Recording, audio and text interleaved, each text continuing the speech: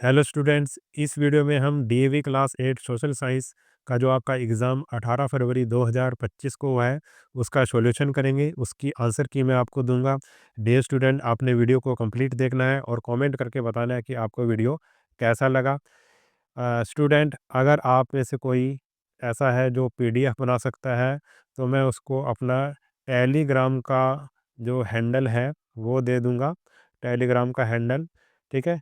Telegram के handle पे वो मुझे जो बाकी जो आने वाले पेपर हैं उसकी वो पीडीएफ मुझे भेज सकता है। अगर कोई ऐसा कर सकता है तो कमेंट ज़रूर करना, मैं उसको कमेंट में जो टेलीग्राम का हैंडल दे दूंगा। तो शुरू करते हैं अपना वीडियो। तो सबसे पहले हमारे पास सेक्शन ए में फर्स्ट क्वेश्चन है, which of the following abiotic resource is non renewable. इनमें से कौन सा एबायोटिक रिसोर्स नॉन रिन्यूएबल है?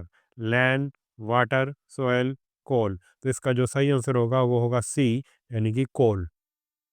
क्वेश्चन नंबर सेकंड है, Japan is economically more advanced than India because of availability of advance technology, availability of capital, availability of skilled labour. तो Japan के पास ये तीनों चीज़ें ही हैं। तो हमारा जो सही आंसर होगा वो होगा डी, 1, 2 एंड 3। ठीक है। क्वेश्चन नंबर जो थर्ड है वो है असर्शन रीजन का क्वेश्चन है। असर्शन दिया है हमें, the use of genetically modified crops is still limited. और रीज़न दिया है, scientist believe genetically modified crop may have adverse effect on environment. तो जो इसका सही आंसर होगा, क्वेश्चन नंबर हमारे पास 3 है, इसका जो सही आंसर होगा वो होगा B, both A and R are true, but R is not the correct explanation of A. Question number 4 है, which one of the following state has the highest density of population in India. इनमें से सबसे highest population density किसकी है? Kerala, Karnataka, Uttar Pradesh, waste Bengal. तो इसका जो सही आंसर है वो होगा वेस्ट बंगाल। क्वेश्चन नंबर 5 भी असर्शन रीजन का है, climate is one of the most important factor affecting distribution of population. और रीज़न दिया है, climate condition in the monsoon region of India attract large concentration of population. तो A है, both A and R are true and R is the correct explanation of A. Both A and R true but R is not the correct explanation of A. A is correct but R is wrong. A is wrong but R is correct. तो इसका जो सही answer होगा वो होगा A, both A and R true and R is the correct explanation of A. Next question है हमारे पास, question number 6, what type of source of information does the digital South Asia library provide? Administrative report, letters, internet database, newspaper. तो इसका जो सही answer होगा वो होगा इंटरनेट डेटाबेस। क्वेश्चन नंबर 7 है, match column 1 and 2 correctly and choose the correct option. Matching वाला question है ये कॉलम ए है, ये कॉलम 2 है। आनंद मठ जो है वो किसने पुस्तक लिखी थी? वो लिखी थी बंकिम चंद्र चट्टोपाध्याय ने। माई एक्सपेरिमेंट विद ट्रूथ लिखी थी महात्मा गांधी ने। और केसरी न्यूज़पेपर बाल गंगाधर तिलक। और अनहैप्पी इंडियन जो पुस्तक है वो लिखी थी लाला लाजपत राय। तो इसका जो सही आंसर होगा वो होगा हमारा सी। नेक्स्ट क्वेश्चन है question number 8, identify the pair from the following which is incorrectly matched. इनमें से कौन सा इनकरेक्टली मैच्ड है? ए है option, report of Simon Commission आई थी 1929 में। Formation of Indian National Congress 1885। Power transfer to British crown 1857। Morley Minto reform 1909। तो ये इनमें से कौन सा गलत मैचिंग है? तो वो होगा सी, ठीक है, क्योंकि ये था 1858 में। क्वेश्चन नंबर 9 है, which tribe did practice shifting agriculture. इनमें से कौन सी ट्राइब शिफ्टिंग एग्रीकल्चर करती है? One Gujjars of Jammu and Kashmir, Gaddis of Kullu, Khonds of Odisha, Santhals of Hazaribagh. तो इसका जो सही आंसर होगा वो होगा Khond of Orissa. Question number 10 है, to the city from where Begum Hazrat Mahal led the revolt of 1857, Meerut, Kanpur, Jhansi, Awadh. तो इसका जो सही आंसर होगा वो होगा अवध। क्वेश्चन नंबर जो 11 है वो असर्शन रीजन का है। Indian ruler also join the revolt of 1857, और रीजन दे रखा है the British has snapped the compensation that kings were paid in return of a share in the government. तो इसका जो सही आंसर होगा, both A and R true and R is the correct explanation of A. Both A and R true but R is not the correct explanation of A. A is correct but R is wrong. A is wrong but R is correct. तो ये था हमारे पास question number 11। Question number 11 का सही answer होगा A. Both A and R true and R is the correct explanation of A. Question number जो 12 है वो हमारे पास वो भी क्या है, मैचिंग वाला क्वेश्चन है। ठीक है, तो ये इसमें श्री नारायण गुरु है, राजा राममोहन राय है, ईश्वर चंद्र विद्यासागर, पेरियार वी रामा स्वामी। तो इसका जो सही आंसर होगा वो होगा हमारा क्वेश्चन नंबर है ये 12। क्वेश्चन नंबर 12 का सही आंसर होगा सी। ठीक है, अब क्वेश्चन नंबर 13 है, which of the following statement is are correct with reference to the revolutionary movement of India's independent? Statement ये दी हुई है। ठीक है, और फिर ये स्टेटमेंट 2 है, फिर ये स्टेटमेंट 3 है, स्टेटमेंट 4 है। आप इसको पढ़ लेना।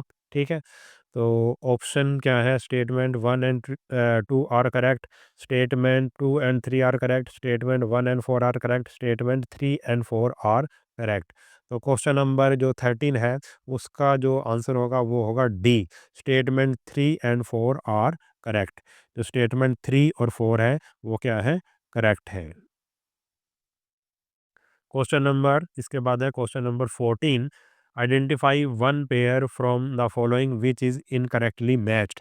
इनमें से कौन सा इनकरेक्टली मैच्ड है। क्वेश्चन नंबर 14, तो क्वेश्चन नंबर 14 का आंसर होगा D, Republic head of the government is elected by the people. Republic में हेड ऑफ द गवर्नमेंट जो होता है वो पीपल इलेक्ट नहीं करते। ठीक है, क्वेश्चन नंबर 15 है, the practice of untouchability has been banned because. जो अनटचेबिलिटी की प्रैक्टिस है वो उसको बैन क्यों कर दिया गया है। It is religious practice, it violates the fundamental right, it promotes lower caste, it is an acceptable social practice. तो क्वेश्चन नंबर 15 का जो आंसर होगा वो है B, it violate the fundamental rights. Question number 16 है, which of the following statement is correct about the right to freedom of religion. State has no religion of its own. Citizens are not allowed to change their religion. The followers of majority religion enjoy special status. All educational institutions are free to impart religious instruction. तो इसका जो सही answer होगा वो होगा A, state has no religion of its own. Question number 17 है, which one of the following statement is not provision under the right of freedom of religion. Every individual is free to practice and propagate any religion. Every religious institute is free to manage its own affair. State will collect tax for promotion of a particular religion. और last है, no religious instruction can B imparted in an institution funded by state. तो question number जो 17 है उसका जो सही answer होगा वो होगा C, state will collect tax for promotion of a particular religion. ये हमने नोट वाला चुनना था कि इनमें से कौन सा नहीं है। क्वेश्चन नंबर 18 है, which of the following statement is are correct with reference to the union council of ministers. तो स्टेटमेंट 1 है, composition of council of minister start with the appointment of prime minister. Statement 2 है, other minister of the council of the minister are appointed by the president on the advice of the prime minister. Statement 3 है, ए Minister must be eligible to be a member of either house of the parliament. Statement 4 है, any minister who is not a member of parliament cannot become a member of the Union Council of Ministers. तो option A है, statement 1 2 3 are correct, statement 2 and 3 are correct, statement 1 and 4 are correct, statement 1 3 4 are correct. तो इसका जो सही answer होगा वो होगा A, statement 1 2 3 are correct. Statement 1 भी ठीक है, 2 भी ठीक है और 3 भी ठीक है। क्वेश्चन नंबर 19 है, the annual budget of the country is presented in the parliament in the name of speaker of the lok sabha, president of india, finance minister of india, prime minister of india। तो इसका जो सही answer है वो होगा president of India. Question number जो 20 है वो असर्शन रीजन का है। असर्शन देख लेते हैं, the Kaveri river water dispute between Tamil Nadu and Karnataka is pending before the supreme court. और रीजन है, supreme court has original jurisdiction in such cases of dispute between two or more state। तो option हमारे पास है, both A and R are true and R is the correct explanation of A। both A and R are true but R is not the correct explanation of A।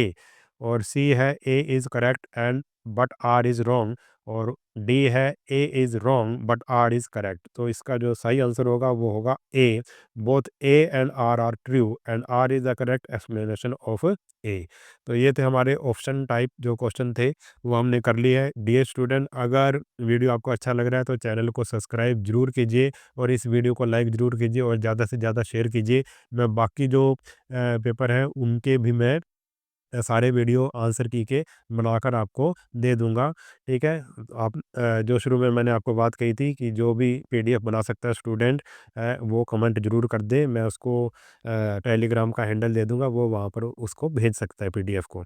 तो आगे हमारे पास जो question हैं, वो section B के हैं, ठीक है? ये आपके लिखने वाले क्वेश्चन हैं, तो आप इनको देख सकते हैं। क्वेश्चन नंबर 21, फिर ये और वाला क्वेश्चन है, फिर क्वेश्चन नंबर 22 है, क्वेश्चन नंबर 23, क्वेश्चन नंबर 24, फिर ये जो सी सेक्शन है क्वेश्चन नंबर 25, ठीक है? तो ये सारे आपके बुक में सारे क्वेश्चन हैं, ये आप अपने बुक में चेक कर सकते हैं। Question number 26, question number 27, question number 28, question number 29।